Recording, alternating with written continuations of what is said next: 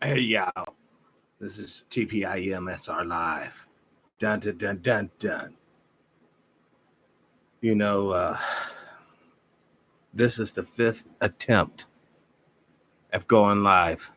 The spirit was moving me. I was sent this video by a confidential informant.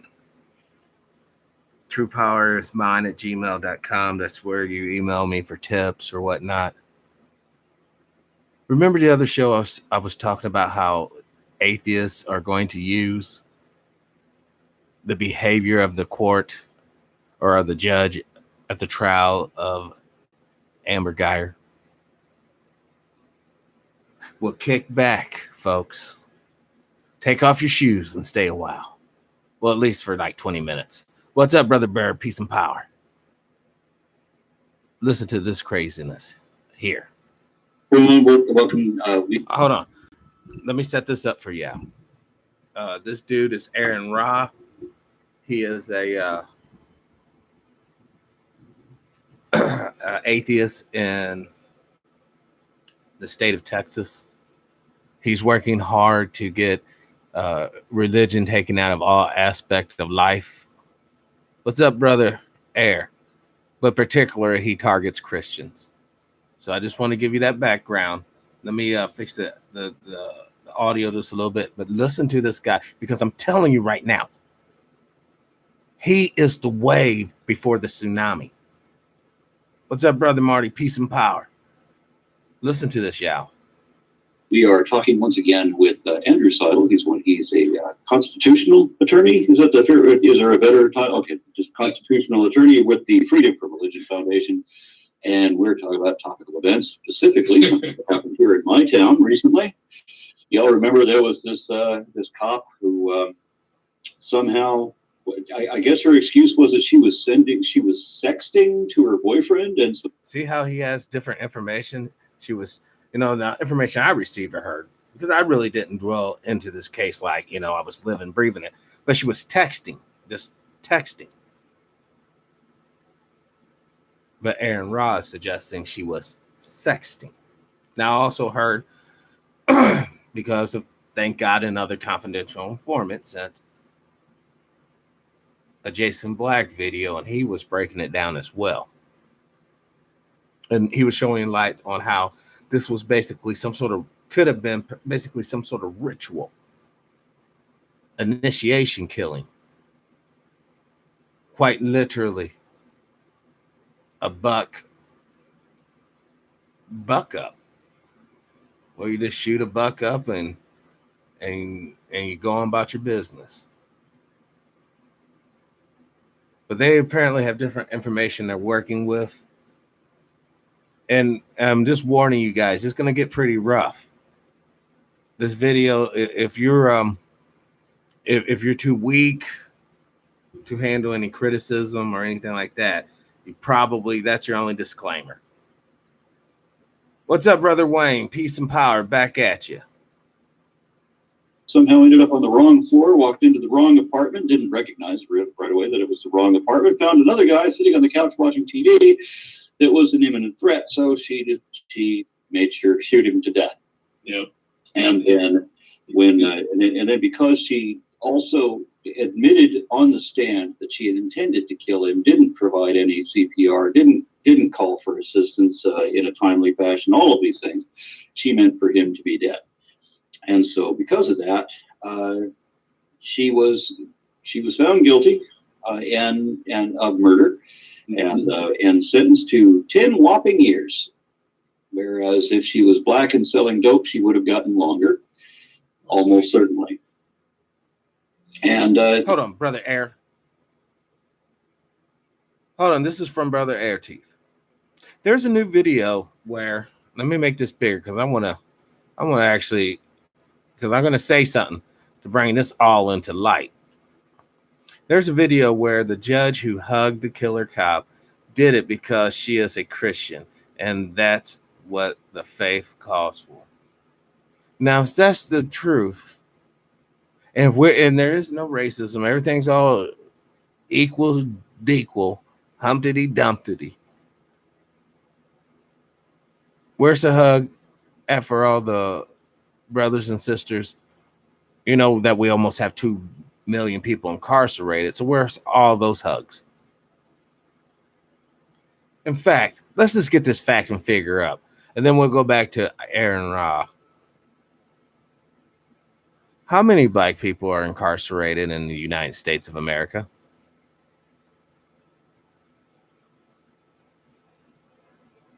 In a WOCP, the United States makes up about 5% of the world population. African Americans are incarcerated more than 5 times.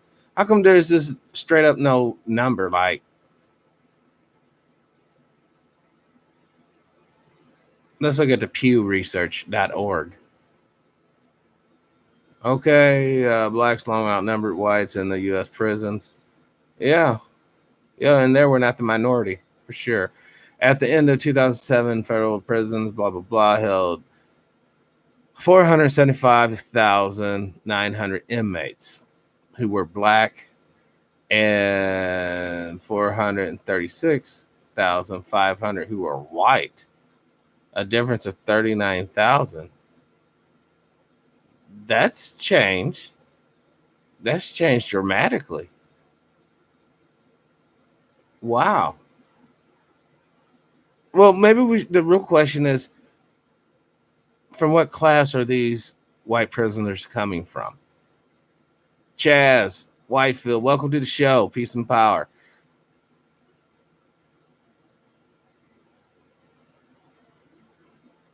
Man, that is just quite fascinating. Okay, so apparently back when I was a kid, hold on. We have to get those rates.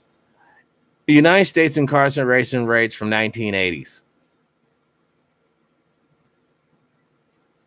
Let's get these rates, and we're going to see what I'm talking about. So this really shows a huge trend. Blah, blah, blah, blah, blah, blah. 1984 Prison Reform Act, blah, blah, blah. Here, I'll post these links in the chat room. For those who happen to bring your Google along, you can follow me along in your Google text search engine. The truth is in Google. Not even. Well, at any rate, I don't want to get too far off kilter here. Basically, listen to these atheists and listen to their condemnation of the judge. Now, one could argue they're going so hard because she's Christian, but I'm thinking, yeah, other things. What's up, Sister Kathy? Peace and power. Welcome to the show. The interesting thing about this was that the family, much to the family of the victim, forgave her in a kind of moving display. And I guess the judge was inclined to do something similar. And the only way that the judge knew how to do that was to give the murderer a Bible. Yeah, her own. No, was to give the murderer a copy of the Constitution. Was to give the murderer a copy of the Kama Sutras. Was to give the murderer a copy of the Talmud. You see where this is going? Oh, was inclined to give the murderer a copy of the Satanic Bible. Could you imagine? A brother gets locked up, and the judge gives, is a white, let's say he's an old white man judge, gives this brother a hug and a copy of the Satanic Bible. Would that even make the news? Because this is an attack. Now you got to understand what he says. He says it with scorn.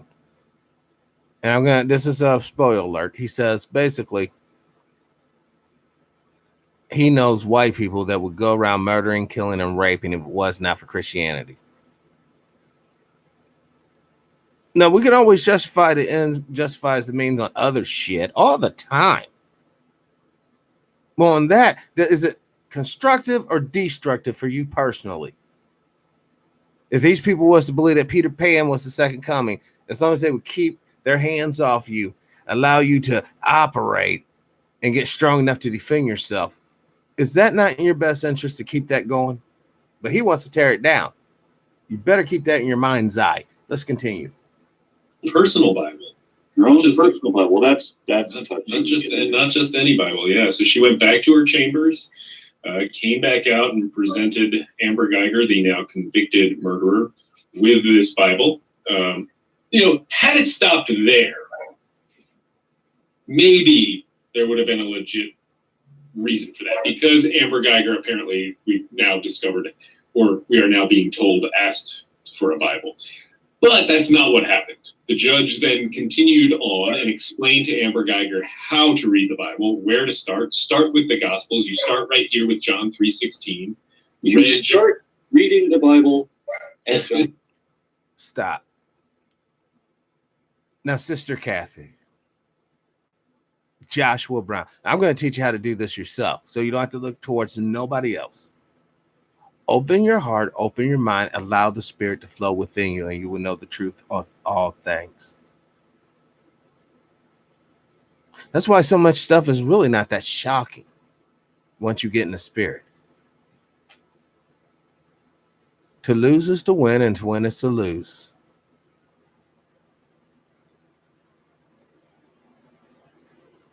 Amber won the confrontation,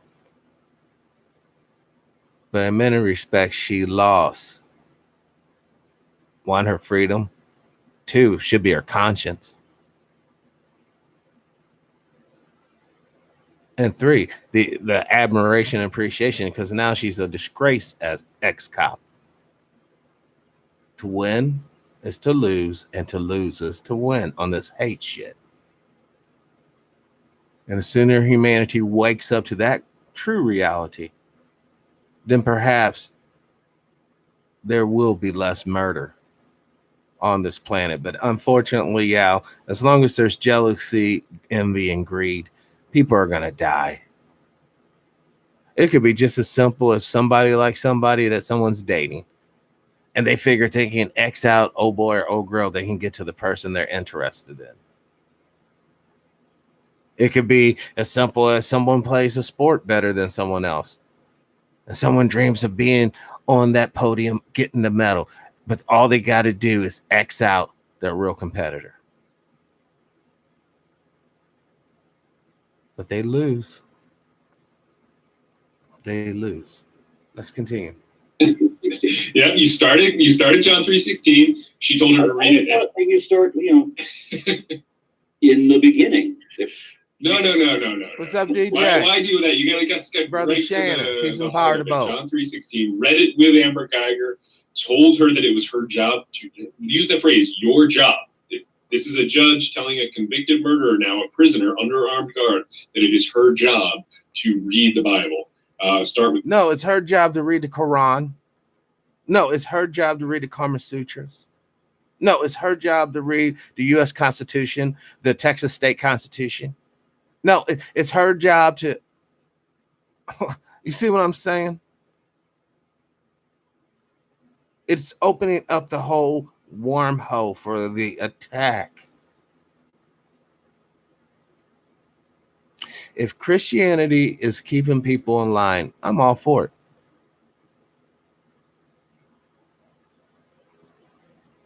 Whatever it takes to keep those of us.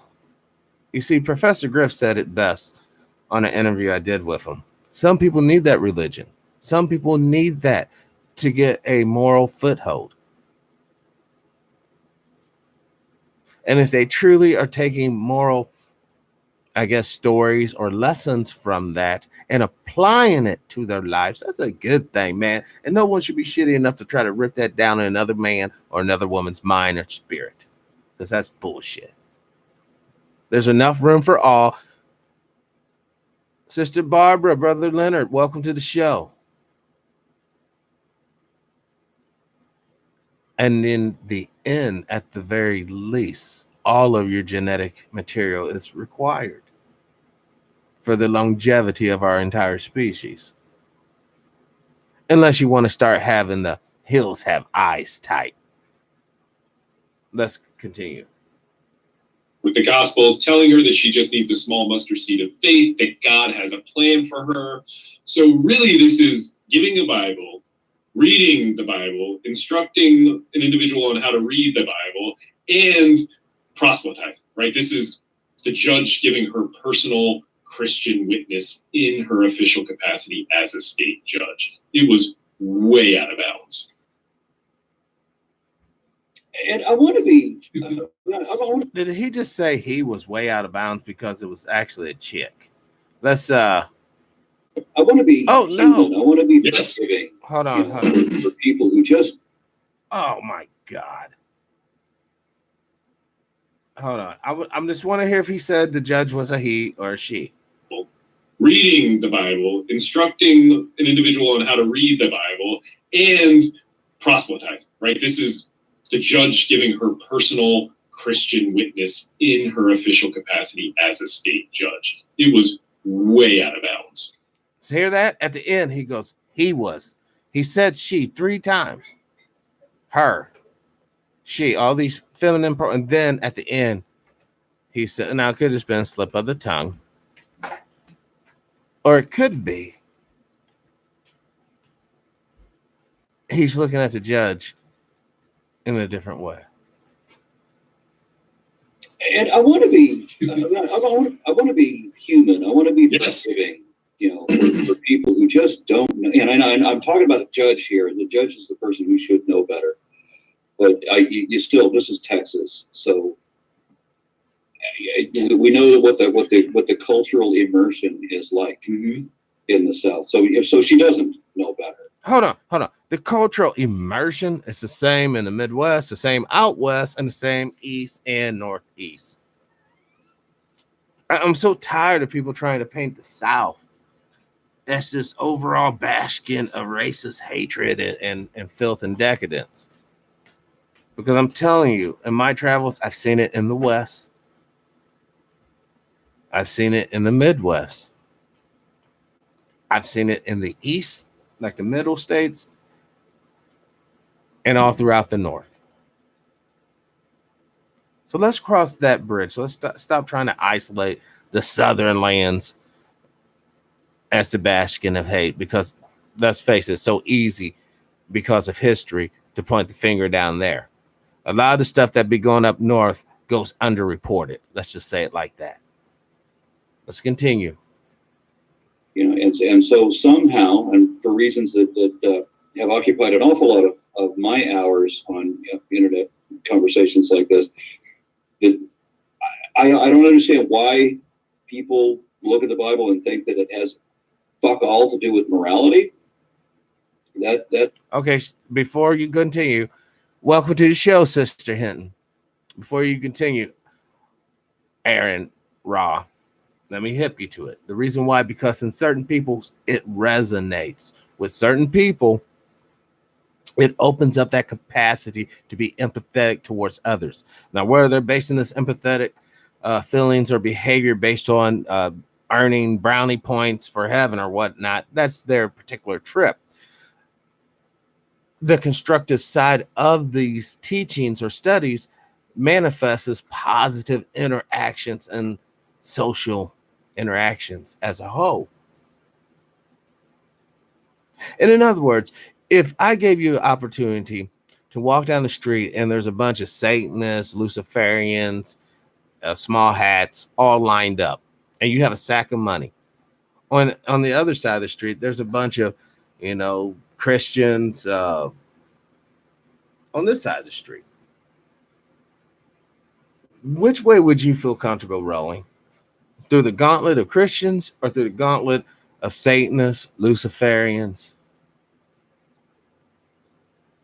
and that ilk? Small hats. Okay. I want you to understand, when I lump all these people together, that's because fundamentally they're one and the same. The thing is, this is what the United States is supposed to be about. It's supposed to be about the laws arbitrating in commercial endeavors for real. We shouldn't have cops running around here chasing rapists and shit like that. No, let me explain. The government laws are goons should actually be going from company to company, businesses to businesses, making sure they're not illegals working there, making sure they're not fronts for foreign terror cells and shit like that. The streets in this day and age should be monitored by traffic cameras exclusively, so people can really be picked and choose on who's going to get the whammy and who's not. Rapes, murders, and property vandalisms and cases like that should have a completely different core. That's all they focus on. We need to compartmentalize crime and crime prevention. Now, when the smart monkey comes up with that one and they pat him on the head and they give him all the adulations, you remember you heard it first here. That's the world in which you're marching to, y'all. It's not going to be stopped. You're not going to pray this one away. You're not going to do any ritual chants away. You're certainly not going to pick up arms and fight it away. And you're not going to, for the most part, totally be pieced out by it. Now, there will be a lot of celebration, no doubt.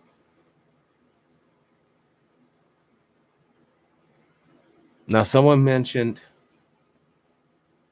November 11th to me. And I'm really leery about giving out dates anymore. In fact, I pretty much won't. But if you're researching out there and maybe you just got finished doing your primary research and you want something to look into, I suggest just hit up the internet and start looking for things pertaining to November 11th. Maybe ancient figures. Brother Bird, welcome to the show. Actually, I think I already told you welcome to the show. I think you were the first person here. Yeah. My bad. Well, you get double shout out this one. Let's continue. That to me is a complete mystery. But so I'm there with you. Yeah. So that, but somehow they think it does. See, there's that code. I'm there with you. Like both of these two don't have a clue to why certain people, after the statement they're going to make, why certain people behave the way they do. And they think that morality is enforced from outside, externally, and that if there wasn't a threat of a God, and I've heard many people say this, if I didn't believe that there was an inescapable God who was going to punish me eternally for all, then I'd go out raping and killing and vandalizing everything just for fun. There it is. Now, who do you think he's talking to? He's talking to Ray and Pookie and them? No, sir. He just hipped you right there. Let's play it again so you guys know it's not me saying this, okay? Listen to him and listen closely. Side, externally, and that if there wasn't a threat of a God, and I've heard many people say this, if I didn't believe that there was an inescapable God who was going to punish me eternally for all, then I'd go out raping and killing and vandalizing everything just for fun. There it is. That's what we're up against. So you better be backing shit that's restraining that pleasure that they want to indulge in on you. Just think about during slavery times. You see how twisted sexually people are right now. No, come on now. With all the teachers and all the preachers and priests, you see how twisted people are hiding that behavior, right? Just think of the sexual assaults slaves had to endure on a day-to-day. He's not, and don't forget, they didn't probably even have the benefit of lube because there was no such company as KY Jelly. This is what I'm talking about. These are the karmatic debts that are building up. This is the energy residue. When you go to certain areas in the country, you can just feel this overall dreadful, sorrowful vibe. For those who are in tune like that, you're quite literally feeling the spiritual residue of sexual assault, rapes, murders, people being killed as they're being raped, and then their dead bodies being raped and burnt. And nobody gave a shit, because as long as you did that behavior to a slave, it was like doing it to a blow-up doll, doing it to a, well, up until modern days, an animal. No one would care. And if you think that that spirit or that beast is not here, the only thing restraining it is religion. He says it. He just told you. It was not for the fear of the Almighty God, as they see it in their religion. They would be out here doing X, Y, and Z, which would be harming you and potentially me. Once again, is it constructive or destructive? Is it working for us or not? Which tells me that if you even think that that is fun, then you're not moral. Correct. We're done, right? But I understand that the culture is that somehow the Bible is supposed to promote morality, even though all the statistics say otherwise. Am I wrong about that? No, I mean, I think that's a lot of what you're seeing, the argument that you're seeing right now. And if we want to if we want to steelman the other side, right, the best form of that argument is not necessarily related to the Bible. It's, look, this was a very emotional moment in the courtroom, right? The brother of the murder victim hugged the murderer, apparently was motivated by his religion based on the things that he said. And the judge just got swept up in this moment. And there can be no doubt, right? There's no doubt that we need far more compassion in our criminal justice system right now. Our criminal justice system is broken. There are hugely racist elements in the institution of our U.S. criminal justice system itself. It needs more compassion. Statistically, I just want you, speaking statistically, would you say that if the black man on the stand who forgave the murderer, the blonde white woman, if it was the blonde white... Now, once again, he really wasn't a man. I considered Gene's brother, the little brother, I consider him a young, I wouldn't call him a boy, because I hate calling us boys and shit like that, but a very, very, very young person. Not like young like a child, but, you know, I don't consider him to be like worldly experienced, well-traveled, you know, because he's a young guy. You know what? He's like 18, 17, something like that. But the fact that he shows such sincere love and compassion, if that was anyone else, it'd be, oh, he's so civilized. Oh, yeah. Oh. But because that doesn't fit the agenda. Don't forget, he's a vicious animal. He's a unbucked or unbroken buck. Comes from a family that's intact, even though the dad is kind of goofy. Is it constructive or is it destructive? Is the image of black folks being forgiving, compassionate, totally apathetic, is that a bad image? Is that a constructive image? Could that help you as you're walking down the street or driving down the road and your car breaks down and someone stops and helps you out because they know that you're a kind, loving person? And it makes them feel good to help out another kind, loving person, because people don't like to help out savages, y'all. No, sir. This is what I'm trying to get people to zero in on. It's so easy to go the other way, y'all. So, oh, fuck that, man. Let's have some blood and run in the streets. But how is that constructive? Or how is that even destructive? I want you guys to fill in the blanks. I want you to think about that. Let's continue. White woman on the stand. Mm-hmm. And the black man who just been convicted. Do you think the sentence would have been different? I mean, statistics show that almost certainly would have been. There's very little doubt. I mean, I don't know that the idea that entering the wrong apartment by accident would even have. Now, right there, Brother Bird.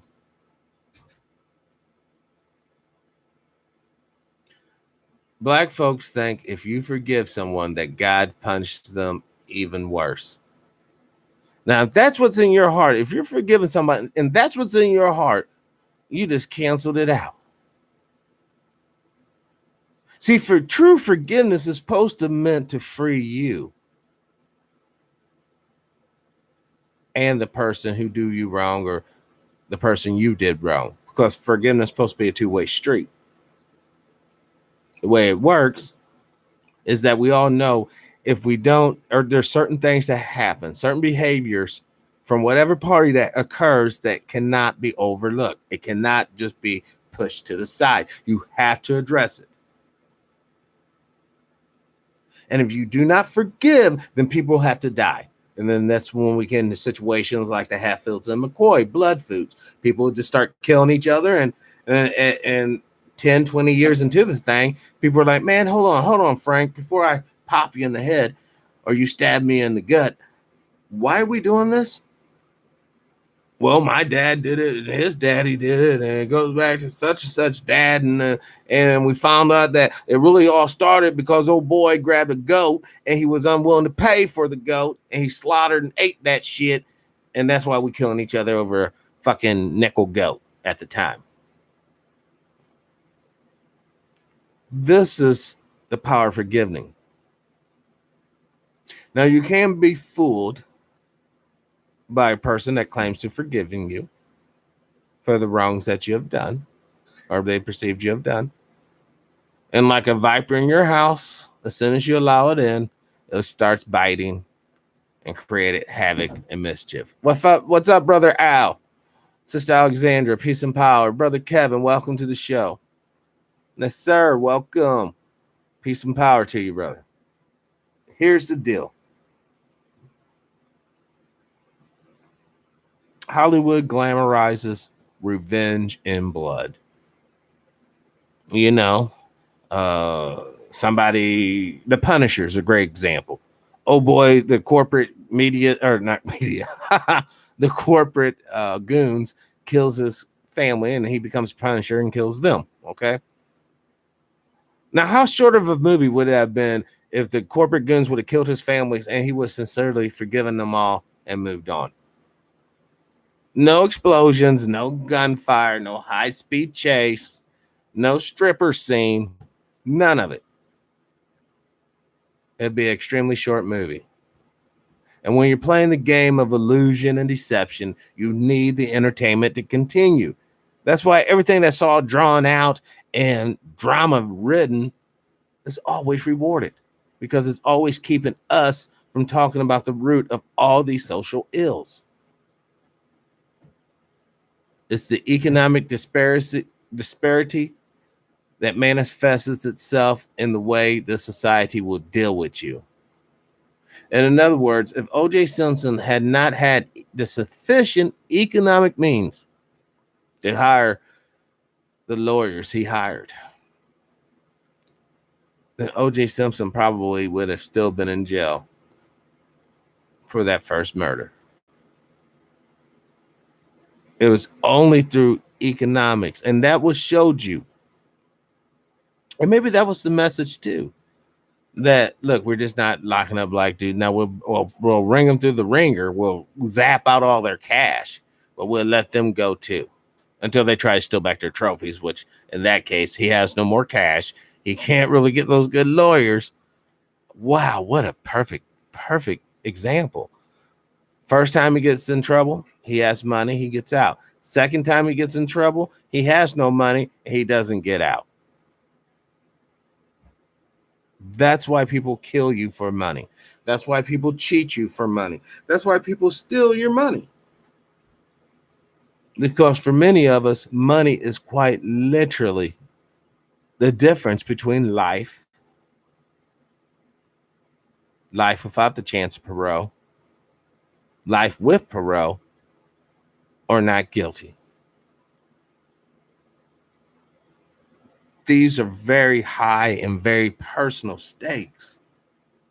And I hope you guys don't take this as just purely entertainment, just because I'm being somewhat sarcastic and comical dealing with this very hard issue. But it is truly quite serious. Let's continue. Have been, I think it would have been laughed at had the races been flipped in this case. Now, I'm certainly not an expert when it comes to race and the law. Those questions are fascinating. There are many very good legal experts. One of the best books to read it is Michelle Alexander's The New Jim Crow, which really talks about how we've sort of had three major racial castes in this country: slavery first, then the Jim Crow, and that now the criminal justice system and the institutional jails and prisons are this third, essentially, caste system, which makes a very convincing argument on that front. I would encourage people to read it if they want to understand more about that. And Texas is among the worst, yes, in the country for the percentage of our populace that we have in prison. I mean, third world countries cannot compete. No, I mean, the way Texas criminalizes their people. And the United States is up there with some terrible countries when you look at per capita incarceration. It's very, very alarming. Well, we may be up there, but I've heard we're number one. Mm-hmm. I mean, if you look at the others that are grouped with us, my understanding is we're far and away number one. Well, that was intended to be a joke because the only country America is number one. Yeah. Yes, sorry. Just in some of the wrongest ways. Yes. You're absolutely right. Okay, so getting back to the point, though, we both want to be human about this. Yes. I know that FFRF carries these things out to the letter of the law, and there are people who complain that there are moments like, well, this judge was emotionally involved. She's been conditioned that whenever her religion is brought up, then she's going to be emotionally motivated, and that happens. So she's been, I don't know, is the word triggered? I don't know. I don't know what the response would be called, but you have these associations, and so she gets into that. The religion was brought up, the forgiveness, all of the little, I guess, triggers that would launch an emotional response, and she did. And so she's trying to be as compassionate as she can, and she does something that is, I'm guessing somehow the judge didn't know this was illegal. And can we blame that on the culture too? I don't think we can. So this, again, compassion is important, but this crossed the line from compassion, and it really went into coercion, because you have the judge acting in her official capacity in her state courtroom. She's wearing the judicial uniform, right, the robe. There are armed bailiffs standing on either side of this prisoner. Nobody is free to leave. And the judge is using that power of the state, that power that belongs to we the people, to promote her personal religion. And every judge knows that that's out of bounds. We hold judges to a higher standard for a reason. Do we? What about when we find out that judges are doing cocaine? What kind of standards do we hold them to? Judge in Illinois is busted doing cocaine.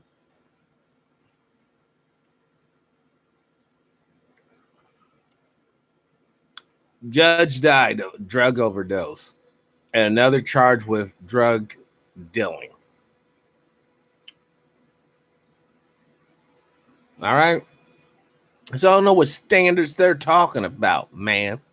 Last time I checked, judges were people too. Meaning the wicked spirit, hate, racism, misogyny, homosexual, bigotry.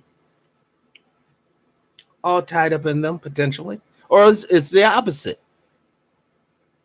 Anti-heterosexual, anti-black, anti-white, anti-this, anti-that, anti-gender. Or some sort of mix-up of all of the madness. But they're still people. That's why when this AI thing comes, it's going to be automated courts, automated law, machine law, like basically machine law readers. Who is this? Hold on. Let's see who it is. Hello? This is a final attempt to reach you regarding your student loan pre-qualification. Oh, You've okay. been pre-approved for a lower monthly payment and possibly Awesome. loan forgiveness on your student loans. Okay. Due to our numerous attempts to reach you with no success, Your eligibility will be revoked if we do not hear from you within the next 48 hours, and you will no longer be offered any of these programs for the remainder of your loan term. Okay. Well, Press 2 to speak to one of our specialists now before you're eligible. All right, cool. Check this out. Hi, student pop. Hi, how you doing? All right. Hey, you got some feedback. Hello? Oh my God. What is this? What the hell was that? What kind of craziness was that? You guys just heard that phone call? That was some crazy shit. Sounded like some chick was getting beat up over there. And, I was about ready to see what's up. I didn't even know I had a student loan out. My bad.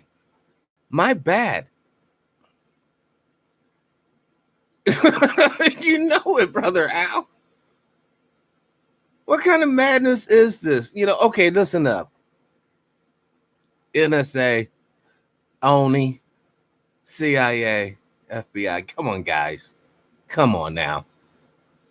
I haven't even been political for a few days, Yao. And by the way, I know you guys are in here listening, so you need to click the like button as well. And hit the bell if you haven't already. Now, this is just downright. He's right on the road. Let's just file him up now. Well, let's continue. This is one of the key central principles when you are sitting on a bench. You have to be impartial. And it's not just that you have to be impartial, you have to avoid the appearance of not being impartial.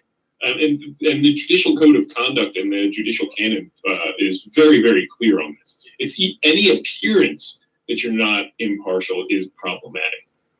And too often, again, I got to say, this is Texas, and not just in this state, but in a number of other southern states. I've heard, and I know you have to have heard this. Mm-hmm. Where sitting judges in cases, talking to the jury or to the gallery, say things that admitted that they're going to pursue their religious beliefs. It doesn't matter what the law says. Yes, and we've taken out other judicial complaints against judges in the past. There was one, you may remember this one. This one made national news too. I think it might have been Tennessee, but don't quote me on that. A magistrate judge refused to allow parents to change their child's name to Messiah because there is only one Messiah and it's Jesus Christ. That was the reason that the judge gave, something along those lines. And instead gave the kid a name like Brad or something like that. So we took out filed a complaint against that judge as well. And we won. That judge was bounced off the bench, no longer able to be a judge. And here, again, it crosses the line from compassion into coercion. And too often we see religion assisting the vulnerable as a means of converting the susceptible. And whenever you think of the Amber Geiger case, whenever you think of her, she was at a very low and vulnerable point in her life. And the judge was taking advantage of that. And remember, too, it's not just Amber Geiger. Everybody else was stuck in that courtroom, too. Her defense attorneys could. So basically, what I'm hearing that they're pissed off that this courtroom was a captive audience for a quasi revival. Got the whole world in his hand. Let the jury say amen. No, come on, y'all. It wasn't no big drawn out service. It was a couple of gestures of encouragement to a woman who was just found guilty of a capital offense. Now, I would argue, and I would be right there with anyone who suggests every convicted criminal should get that type of treatment. They should be hugged by a family member and given whatever religious text the judge subscribes to. And then they should be marched right on out the door. Next. But that's not quite how it is it, brothers and sisters? Most people don't get a good old hug or any type of literature, except for maybe their papers pertaining to the legal matter that they're there for. You see, we're seeing a difference of service. This harkens back to the Dylan Roof incident. Hey, little buddy, are you okay, little guy? And little buddy's Dylan Roof. Are you okay, little guy? I'm hungry. Mr. Policeman, I'm hungry. Well, what would you like there, son? Can you take me to Burger King? No problem. Doop, doop. I mean, come on, you're taking the guy to jail. Doop, doop. I want one of them Whoppers too. Really? So when Ray Ray and Pookie gets picked up, right? Yeah, I want to go by the China mine and get me a box and fuck you and get cold cocked upside the head. Shut up. You got the right to remain silent. If every criminal was picked up and before we take you to jail, you know, what would you like? Pizza Hut? Would you like, you know, anything, but you can't be nothing crazy. You can't be like, well, I want to go to, you know, Le Maire's La Croix, you know, some sort of fancy ass restaurant, because I wonder who paid for the Burger King. Was it the state workers or was it him? But the point is, when most people are in handcuffs, they don't pass go, they go directly to jail. But we see these stories where certain people, well, they still get to pass go. You know, I mean, I guess blowing away 9 people makes someone mighty hungry. You know, there ain't nothing like, you know, putting down a bunch of unarmed Christian folk in their house of worship. There's nothing like that to give a man an appetite.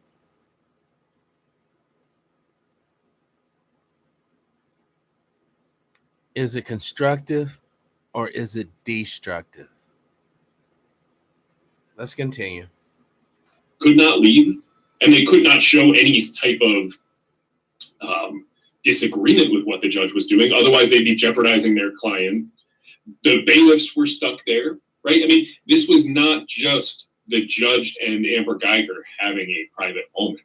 This was a state official using the power of we the people to impose their personal religion on a prisoner, and it was way out of line. Well, let me ask you this, because I know that the FFRF has been involved in other cases where what was done was illegal and needed to be addressed, but you know, the common man doesn't seem to get the point of it. Yeah. Right? So many people are like, well, what's the harm? And then you have the whatabouters, right? And so they're missing the point of this. Convey to those people what is the point. Sure. Need to be made here. I mean, well, there's two. I mean, first, the whataboutery here, the whataboutery, which I'm pretty sure is a word. Is actually, to me, it cuts in our favor, right? Like, if you support what this judge did, likely you're a Christian.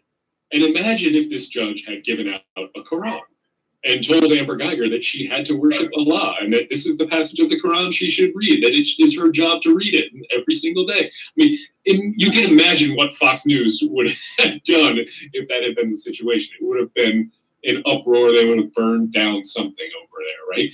And to me, though, the central point here is something that we come back to in our work at FFRF all the time. And that is that one little violation of the Constitution anywhere is a threat to the Constitution everywhere, right? And it's not just a threat to us as non-believers and as atheists. Wait, what? I don't even know what the hell organization he's talking about, but where's when melanated people's rights are being violated on the regular? I mean, we don't have to go too far into the news cycle to see people's rights being violated.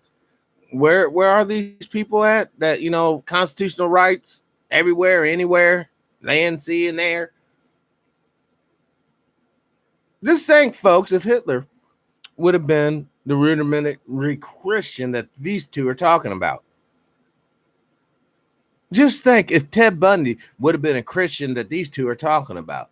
Yeah, he had all these thoughts to dress up as clowns and do all this, but he didn't because he was scared of going to hell. Wouldn't that be a benefit to society?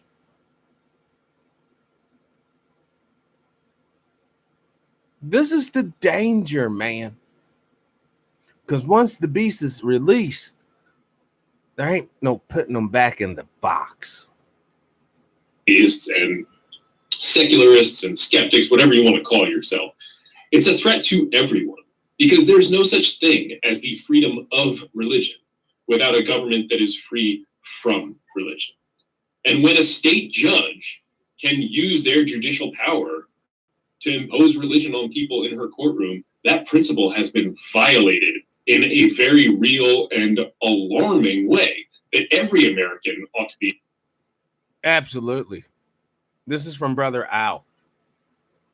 The non-believer is a cancer to the universe, universally destructive in the outcome of their behavior, and universally instructive to the individual perpetrating the damn fraud.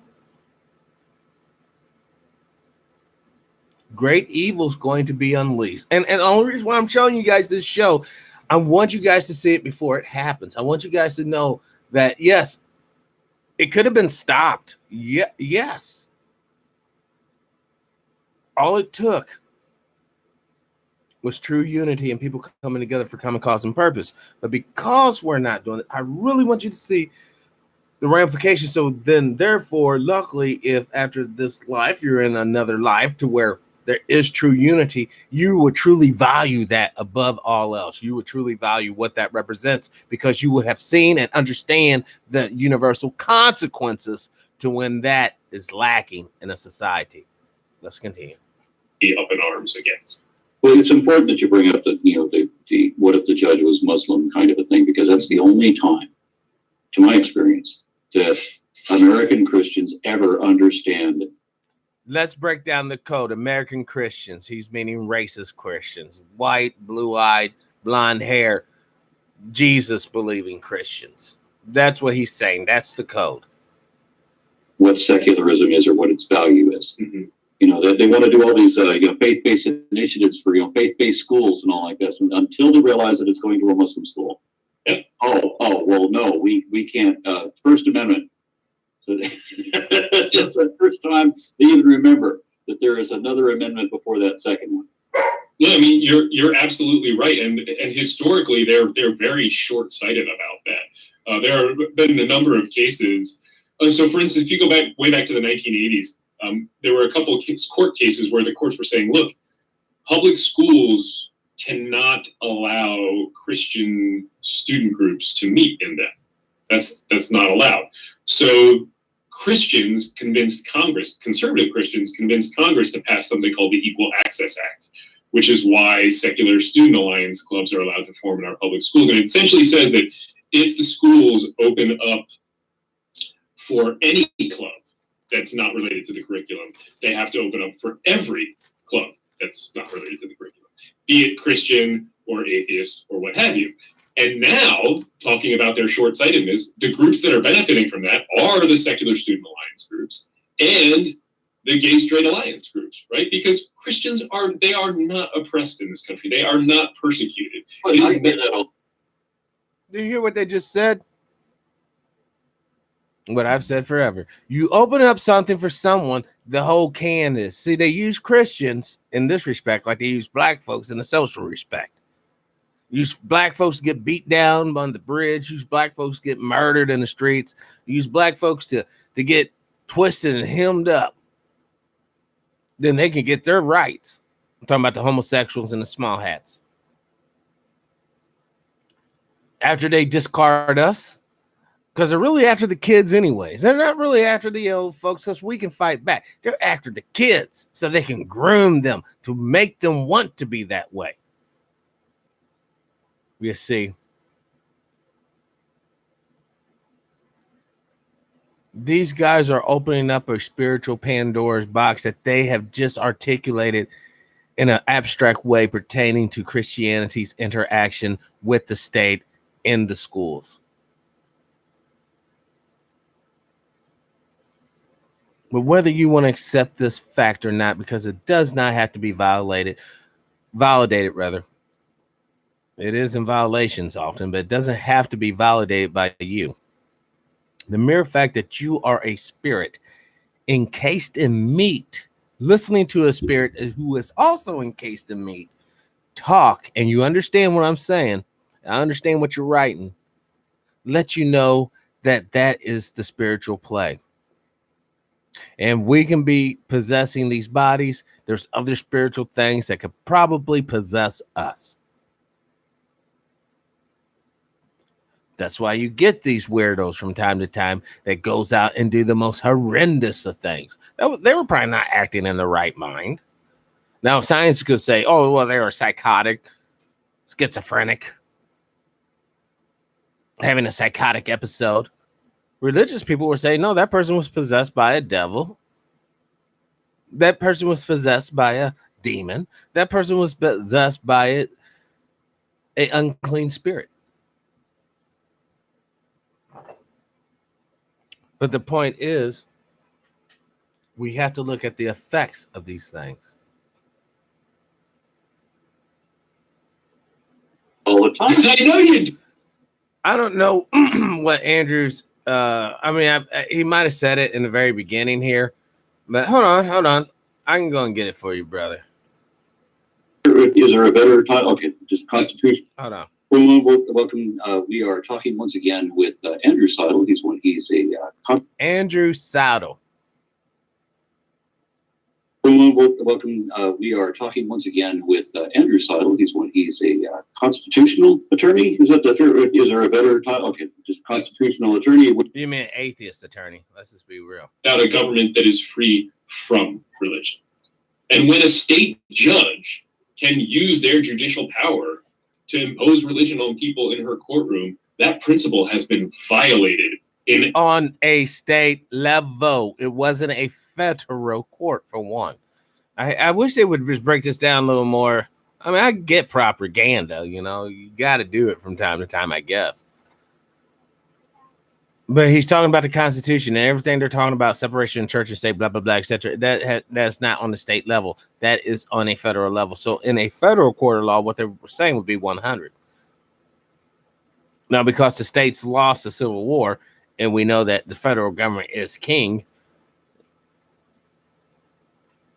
they're just arbitrarily throwing that authority. Because don't forget, state judges or states have been known to not abide by federal regulations. Case in point, the state of Colorado. They shouldn't be up there smoking that weed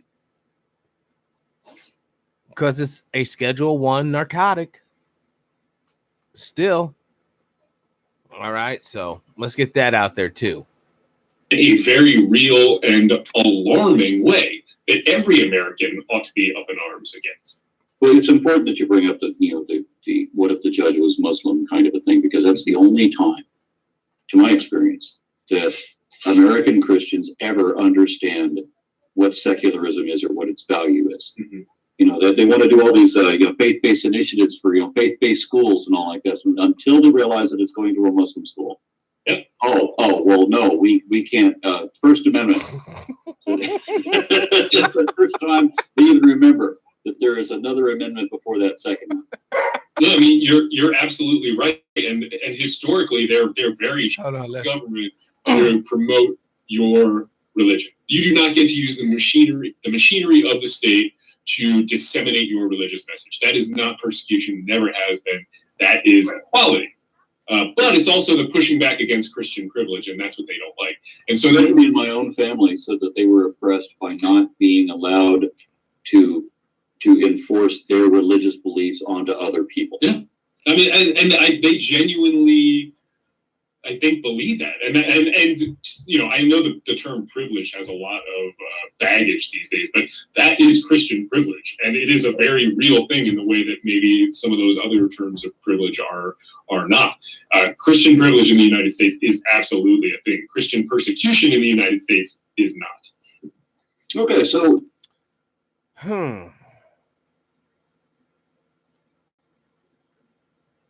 So those black churches getting blown up in the 60s wasn't persecution? See, once again, when you listen to them and you break down these, all you got to do is just think about what they're saying. All those little boys and girls blown to bits, all those houses of worship burnt to the ground, That wasn't persecution. Oh, they were only burning them down because they were black folks stuff. So it's different.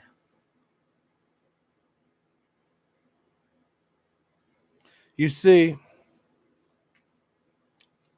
when people have anything that can set them free on this basically penal planet, other prisoners get upset. For instance, let's say all you guys in the chat room are all in a cell block, okay? And we notice Brother Al and Brother Bird, they just happy. They just so happy, man. And we're all miserable because we got to get up, bust rocks, eat dinner, go back to sleep, get up, bust rocks, blah, blah, blah. But they're still singing and dancing and whistling. After a while, we'll get jealous. We'll be like, man, why are they so happy and all this muck? How come they ain't like us? That's the difference in spiritual awakening and spiritual understanding. It doesn't, listen. Here's the kicker, yeah. There's only two types of human beings on this planet, period. Everything else is a facsimile of these two individuals.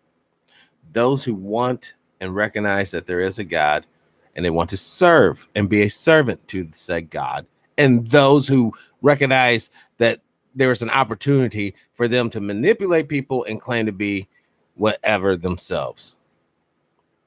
Now, you got to understand, to be a servant of God is not an easy thing. It's really not. But it's a righteous thing and a noble thing to try to ascertain or achieve. Now, then there's some people who claim that they're in neither party. And that's these people, the atheists. They don't want to serve God, nor do they want to be God, because they believe God does not exist in any way, shape, or form. But by default, they're just becoming God.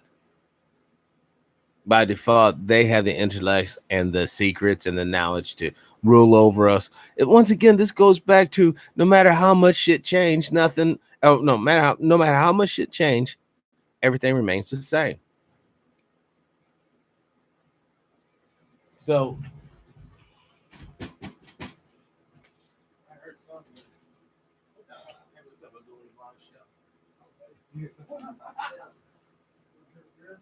Yeah, just give me a couple minutes. All right. No. No, that was the kids getting off the bus. It was a buddy wanting to drink a beer. Now listen. When we get to the point where we see that political candidates are basically running as atheists, political leaders, are basically running as this just straight up, unrepentant, unapologetic atheists, you better bet your bottom dollar we're not in Kansas no more. Let's continue on.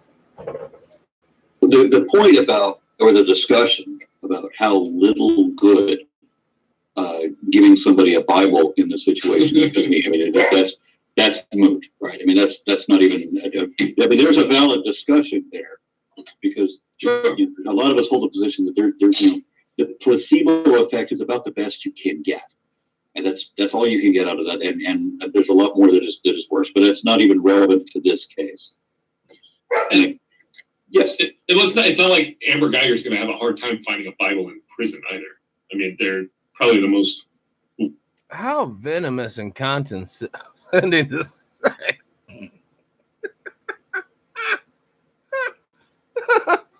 Like, you go every 15 feet, there's a Bible or some holy text in prison.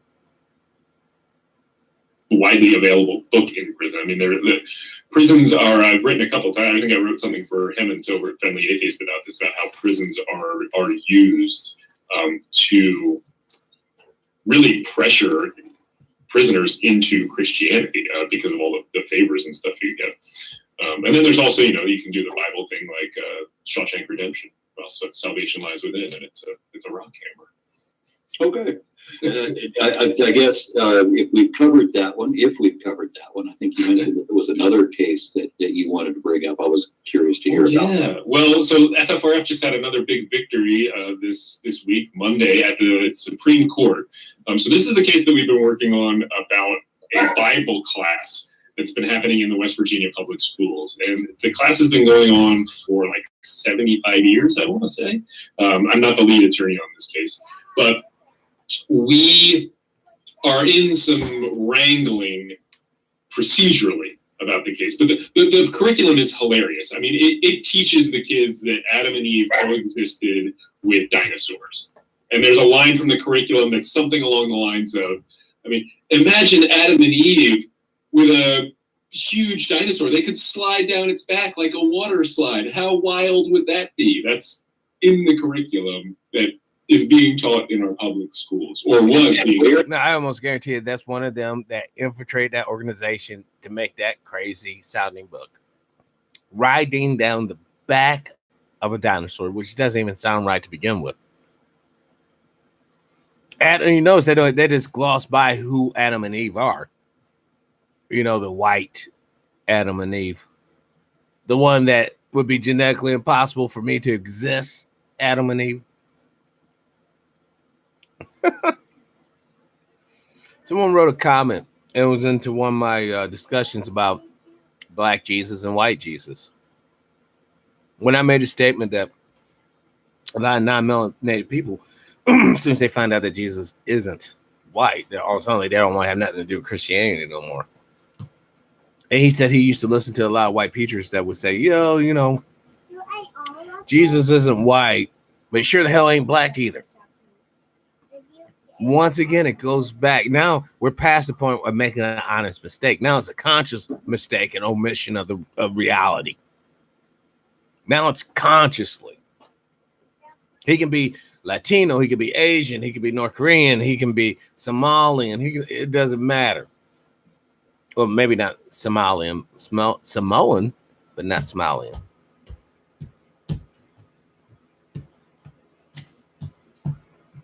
And the twisted thing about their ideology of evolution is, yes, true enough, the black man and woman were the original people, but because of evolution, we are the most advanced prototype. Mm-hmm. You only become advanced when the old genetic format is no longer viable. I mean, there's no more benefit to be in that form. Last time I checked, it's still a benefit of not getting burnt up by the sun. Last time I checked, it's still a benefit of having high muscle density and high bone structure and broad nose to capture a lot of air so you can smell and sense, because smell is one of your strongest senses. There's a benefit to having kinky hair that you don't get lice and all these other communicable diseases. So therefore, the original template is still quite valuable. But if you're going from the point of view of albinoidism, a mutation, then it's neither here nor there. It's just a random mutation that manifests itself. But then some people go even farther. DNA manipulation on purpose, meaning that it wasn't evolution, it was some sort of genetic experiment that brought forth this dude. This is the travesty of humanity. Where is this? That was West Virginia. So we sued over that. Our plaintiff avoided the harm of that class by transferring schools. And the other side of this case, Mercer County Public Schools, is represented by First Liberty Institute, which is not a bank. It is actually an anti-LGBTQ, a pro-Christian nationalist legal outfit from your neck of the woods. It's from Texas. And they argued that because our plaintiff avoided the harm of the class, she didn't have standing to challenge it. which is nonsense, and no court has ever bought that argument. The Fourth Circuit Court of Appeals rejected that argument, sided with FFRF and our plaintiff, and because with this influx of Trump judges, the opponents of state-church separation, the anti-FFRFs, the anti-American atheists, the anti-Americans United, they are so entitled and so emboldened with this wave of Trump judges that they feel personally affronted when they lose. So they immediately appealed this to the Supreme Court, said, hey, Supreme Court, this is, even though everybody agrees that this is what the law is, it's wrong and you should strike it down. And the Supreme Court said on Monday, thanks, but no thanks, you're on your own, and rebuffed their clumsy advances. So that's a very nice victory for FFRF. Now that means that the case can go forward on the merits, and we're actually going to take a look at that Bible class that teaches that Adam and Eve slid down the back of dinosaurs as water slides. So it should be fun time. So since this was the Supreme Court, it wasn't just, it's not, I mean, this is going to be a federal ruling, right? I mean, does this have impact on Louisiana or Tennessee? Because there are states that have found loopholes in how to, any loophole they can. I like this from Brother Wayne. And this kind of sums it up. Don't get me wrong. Some people need religion to keep their lives in order or for meaning to their own life. Don't really matter. Just know that no follower or of them gets the truth told. They get dogma. Yes. They get the fantasy. They get the fairy tale. But once again, is it constructive or destructive? Is it constructive for us to have hater, rapists, pedophiles checked in line in the three-dimensional plane by religion, stating, you know, if I run over there to Sister Hilton and just grab her up, then I know I'm going to jail or going to hell, so I won't do that. I'll just be cordial and nice and respectful to her. Or at least cordial and nice. Is it a benefit to that? Is that constructive or is that destructive?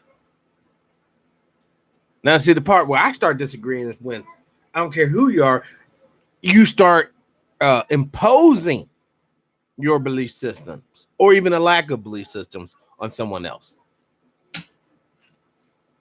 That's when we have issue, because think about what they're saying. If a judge is truly a sincere Christian or sincere whatever, and they believe that if they do evil or if they do wicked things, they will go to hell, wouldn't they have even more of a reason to try to conduct themselves in a legal capacity by the book, on the up and up, truly seeking out truth?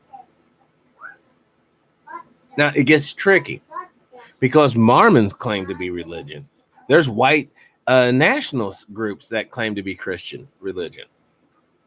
Would I want those judges or those juries trying me personally? No. I have no qualm saying that. No. Because their hatred, their religion, they're only religious like that because it goes along with their social cohesion. Because if not, if they were just totally right, they'd be abusing each other. So there has to be something to tamp that down. But then there has to be some sort of outlet for this built-in rage in this individual. That's why they have all those missionary things going out to the Kemet, going down to South America. Why do you think they're going down there? They don't teach those people. For hundreds of years, they've been doing this, man. Doctors and lawyers and rich people, they go to Hong Kong and Taiwan on sex vacations. Working class poor white folks goes to Christianary missions to Africa and third world nations to do their sexing. And then they can repent before they come home and everything's all well and good. They've been doing it for hundreds of years. Of course, you guys don't get the skivvy because most of you guys don't research these obscure facts. You think that people are being molested in our public schools. Think how many people are being molested out there in the jungle, out there in the desert, up there in the mountains, down there by the river. Wherever there's a little Christian enclave, Catholic, Protestant, don't matter. Quite literally, all the booty you can grab. As our president would say, I grabbed them by the beep. Except for he's unrepentant. The only difference is I grab them by the beep and then I repent. You see? And here's the trick. They're molding that fact that some people are straight up evil. And then they infiltrate, I don't care what type of group it is, they infiltrate organizations for one reason, to get prestige and power and access to whatever it is their fetish is. It's a sick world we live in, guys. You'd be best to stay away from all those major organizations because there's nothing but death. If there's some sort of corporation, it's nothing but death. Let's continue. To find ways of teaching the Bible as history. Yeah. Or they'll do comparative religion classes and just forget the comparative part and only talk about Christianity. Yeah, we see that a lot. So it's a great question. So that's called what we call the precedential value. There's not much precedential value here because it's not on the interesting legal questions. It's on the merits. It basically was this person injured enough that they can continue to bring the case? And the Fourth Circuit Court of Appeals said yes. And the Supreme Court didn't actually issue an opinion. The bank sounding First Liberty Institute just said, hey, we really want you to take this case. Please take this case. And the Supreme Court said, no, we're not taking the case. So it's just a one-line order saying, basically saying what the Fourth Circuit decided is correct and that decision stands.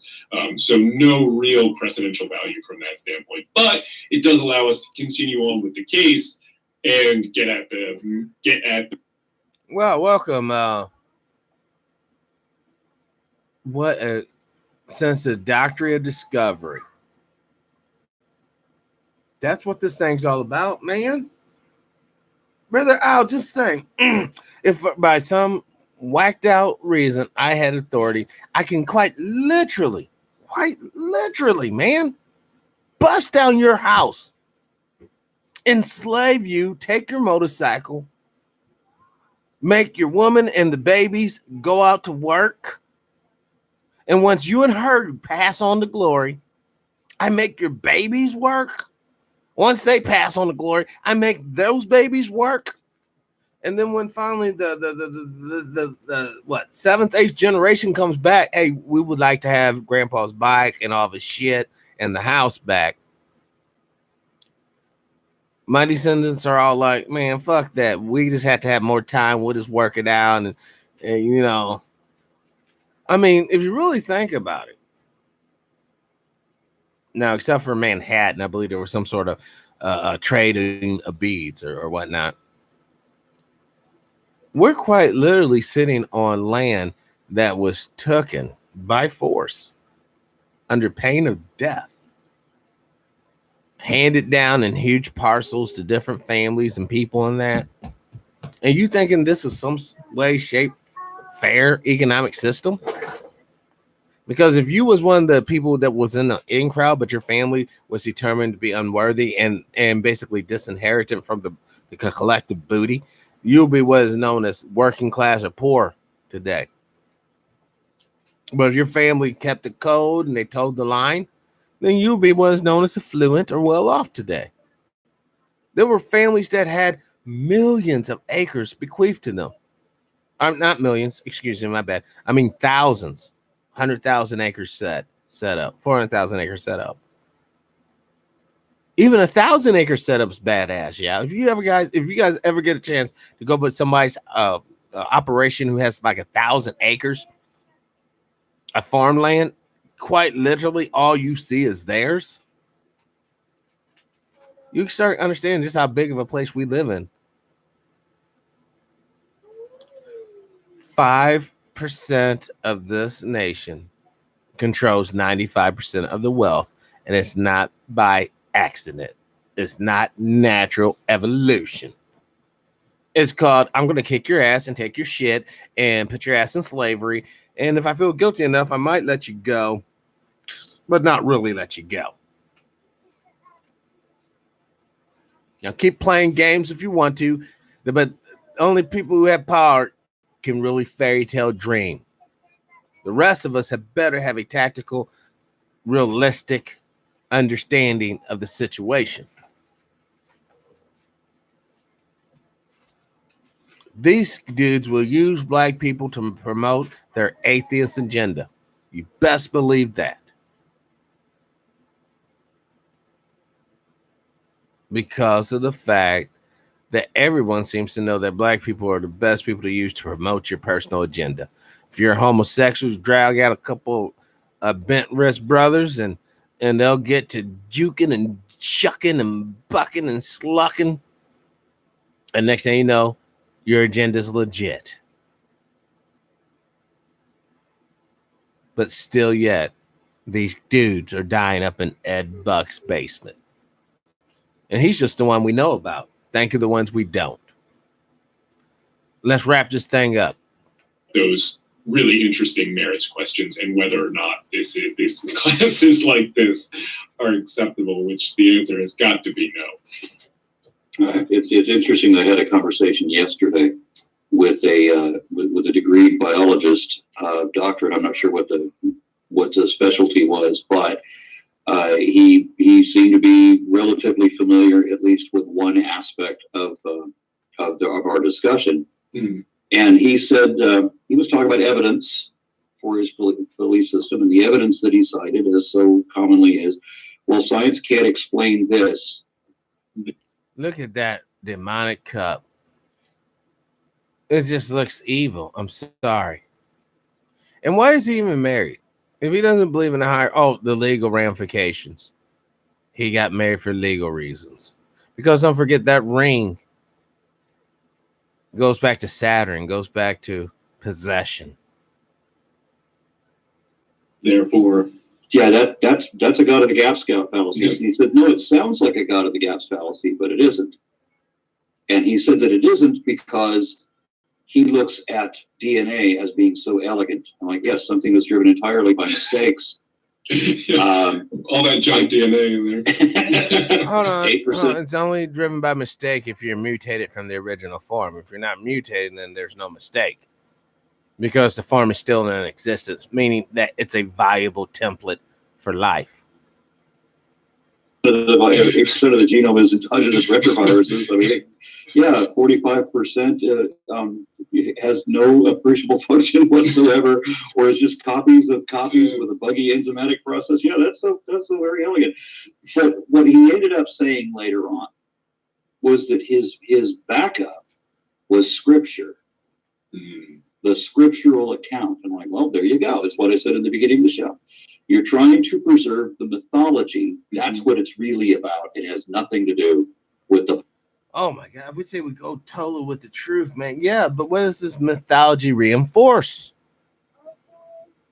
It reinforces supremacy. It reinforces God looks like this way. It reinforces all the prophets and Mary was this way. It reinforces Noah, Abraham, Adam and Eve looked this way. And now when people who look the same way as these people abuse you or cuss you or disenfranchise you, it's not them, it's God. It's God's will. That's what God wants. And then because you're programmed in such a way, you're never going to fight back against God. You're just going to accept it, right? And move on. That's the trick. It's up to you now to jump in the bag or step to the side. Me, myself, personally, I try to avoid trick bags whenever it's possible. No fun. Just a couple more minutes. I might just... biology. So we've arranged to have another discussion on that topic. I'm sure. I said it comes up with some caveat or trick. They ended up signing up for comparative literature or bones and other things that the scientists said. Down there in your neck of the woods in Dallas, you plied me with all those delicious beers, and that conversation was a lot of fun. So, yeah, well, you filled the house, so that was amusing. It was awesome. Yeah. Right. Okay, well, that was enough of that. Anyhow, like I said, confidential informant sent me this. After reviewing part of it, I was like fired up. I mean, I cannot believe what I said basically started that quickly. The attack is on. Keep your third eye open. This concludes TPIM SR Live. Today's date, yet again, October 8th, 2019, the year of our Lord. Live your life of integrity without hate, envy, or greed. And as always, brothers and sisters, try to be kinder to each other. Peace, power, unity, love, respect, liberation. I'm out.